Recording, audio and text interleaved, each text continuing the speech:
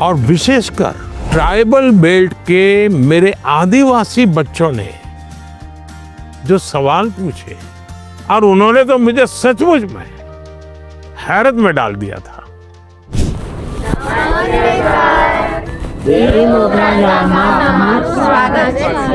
वाह, पर मैंने तो કહ્યું આજે બધાને હિન્દીમાં બોલવાનું છે। ફાવશે ને? चलिए।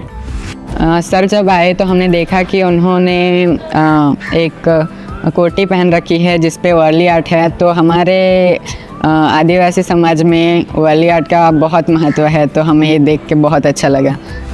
तुम बहुत एक्साइटेड थे आपको मिलने के लिए। किसी और बच्चे को आपसे मिलने और आपसे बातें करने के लिए कितने सवाल होते हैं, लेकिन हम उतने नसीब वाले हैं कि जो आपके साथ बातें करें। आप कितने दूर से आए? हम यहाँ डेडियापाड़ा से। डेडियापाड़ा से ही आए? अच्छा। मांडवी से। मांडवी, अच्छा। क्या नाम? जय। जय और रवि है। इतने बड़े हो गए आप लोग। पहचानते? इनको बताया कैसा मेरा परिचय आपसे? इनकी हिम्मत आई कि नहीं आई सबका? हाँ, ये मुझे पहले भी एक बार मिलने आए थे दोनों। चलिए बताइए, आप लोग कुछ पूछना चाहते हो, कुछ जानना चाहते हो, बताइए। सर हमारे माता पिता ने यह बताया कि पहले कुछ आदिवासी इलाके थे जो बहुत ही पिछड़े हुए थे, तो उन्होंने यह भी बताया कि आपका गुजरात के आदिवासी इलाकों से बहुत लगाव भी और आपने वहाँ बदलाव भी किया। तो मैं जानना चाहूँगा कि आपको इस चीज़ की प्रेरणा कहाँ से हुई? आपको पाल चित्रिया की घटना मालूम है? हाँ। हैं? वहाँ आदिवासी समाज के बहुत बड़ा आज़ादी का संघर्ष लड़ा था। एक बार बहुत भयंकर अकाल हुआ था, तो उस समय मैं उस क्षेत्र में काफ़ी दिनों तक रह करके काम करता था। तो उस समय लगता था कि यहाँ एजुकेशन पे ध्यान देना चाहिए। उसके बाद जब मुझे मौका मिला, मुख्यमंत्री बना, तो मैं ध्यान देने लगा। आपको हैरानी होगी, एक समय ऐसा था कि उमरगांव से अंबाजी तक एक भी साइंस स्कूल नहीं था। तो बाद में आपने तो देखा, अब तो 2 यूनिवर्सिटी है, साइंस स्कूल है, इंजीनियर ITI है, बहुत सारा बदलाव आया है। उसका बहुत बड़ा लाभ हो रहा है। हाँ सर। आज भी आपको मालूम होगा, एक मैंने PM जनमन योजना बनाई है। आदिवासियों में भी कुछ इलाके और कुछ लोग हैं, समाज वो और पीछे रह गए, तो मुझे फिर उनके लिए अलग से स्कीम बनानी पड़ी, अलग से बजट बनाना पड़ा। तो मुझे तब से लगता था कि हम शिक्षा पर जितना ज़्यादा बल देंगे उतना बहुत तेजी से विकास होगा। दूसरा मेरे मन में था,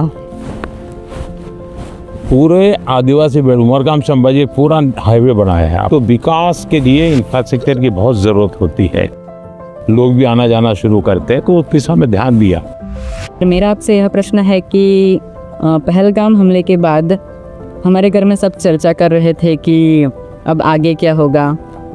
पूरा देश आपकी ओर देख रहा था। फिर ऑपरेशन सिंदूर हुआ और हमारे देश की सेना ने जीत हासिल की। तो ऐसे संजोग में आपने अपने तनाव को कैसे हैंडल किया? हम तो सिर्फ परीक्षा के तनाव से। आप लोगों को परीक्षा का तनाव आ जाता है।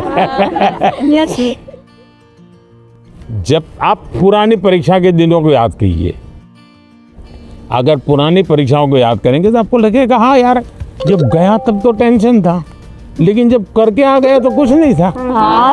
ऐसा होता है कि नहीं? होता है। परीक्षा के लिए सबसे अच्छी चीज़ होती है कि आप पेपर सॉल्व करने की आदत डालें, लिखने की। ज़्यादातर लोग क्या करते हैं, पढ़ते हैं। यस, अगर खुद इस प्रकार से आप प्रैक्टिस करते रहते हैं तो मुझे पक्का विश्वास है कि आपको कभी भी तनाव नहीं आएगा। हम क्या करते हैं, पूरे दिन किताब, अरे कभी हंसो है। दूसरा सबसे बड़ी चीज़ है जो आज लोगों को ध्यान में नहीं है, वो है नींद। अच्छी नींद लेनी ही चाहिए। आपको लगेगा ऐसा कैसा प्रधानमंत्री है जो सोने की बात करने के लिए आए, हम तो एग्जाम के लिए पूछ रहे थे। लेकिन वो नींद इतनी पूरी लेते हैं तो बाकी समय आपका बहुत ही फ्रेश, नए विचार, नए आइडिया, मन बहुत प्रफुल्लित रहता। हाँ सर, हम डॉक्टर या कभी इंजीनियर या कभी अफसर बनना चाहते हैं, तो हमें आगे बढ़ के अपना करियर कैसे चूज़ करना चाहिए सर?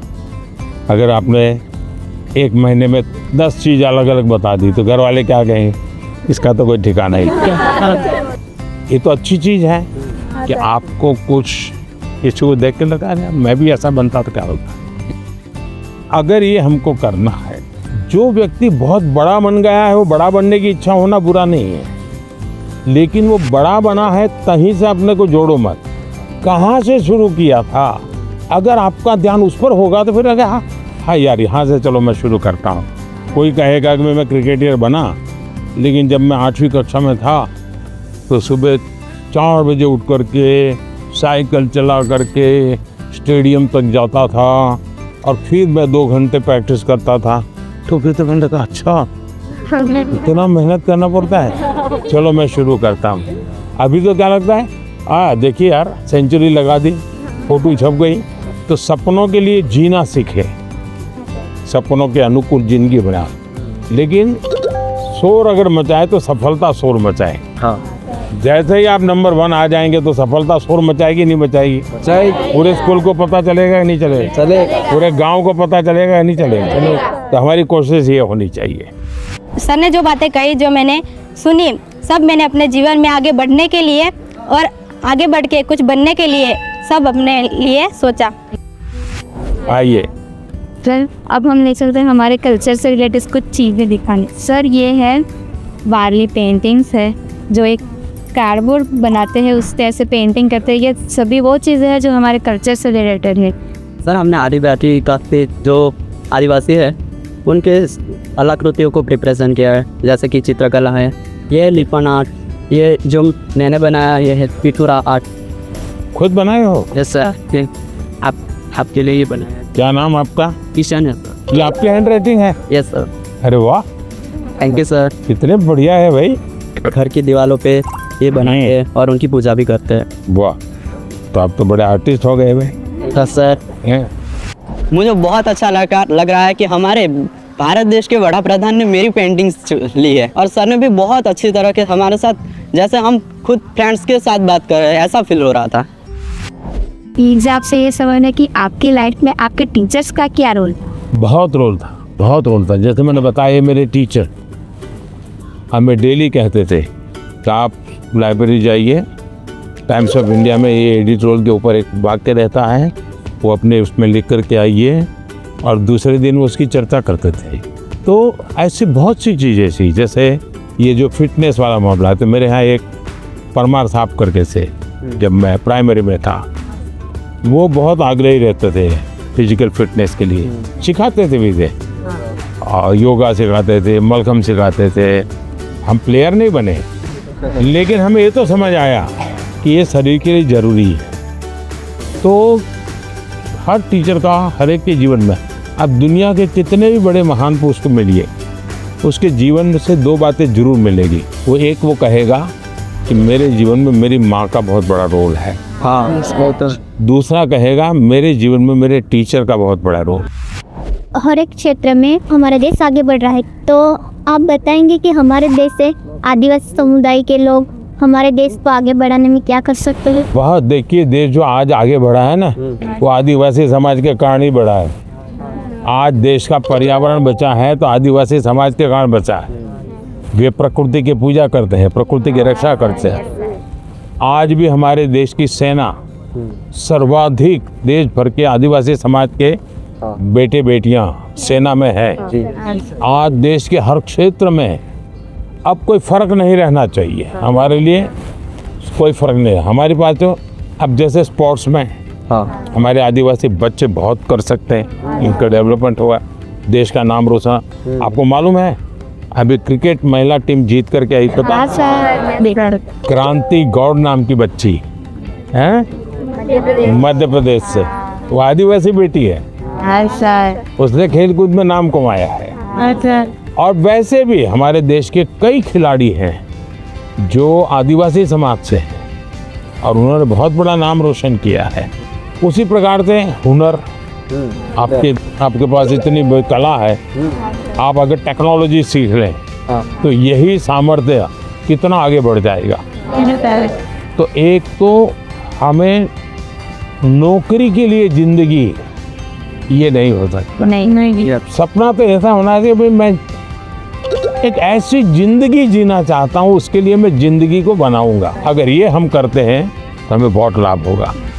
गाना गाएंगे, चलिए सुनाइए। जंगलूरे नारी तू तपालूरे नारी, जंगलूरे नारी तू तपालूरे नारी, तेरी उत्पाती आये या मोके माता, तेरी तू सतारी आये या मोके माता। हम सब ने मिल के उनके लिए गाना गाया जो कि यहाँ मोगी माता के बारे में था।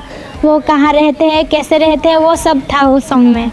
हमारी बहुत सारी बातचीत हुई सर के साथ कि कैसे जीवन में हमेशा खुश रहे, सारे स्ट्रेस को कैसे दूर करे, अपने टाइम मैनेजमेंट कैसे करे और एग्ज़ाम के बारे में भी कैसे मतलब पढ़ाई करे, एग्ज़ाम से डरना नहीं है।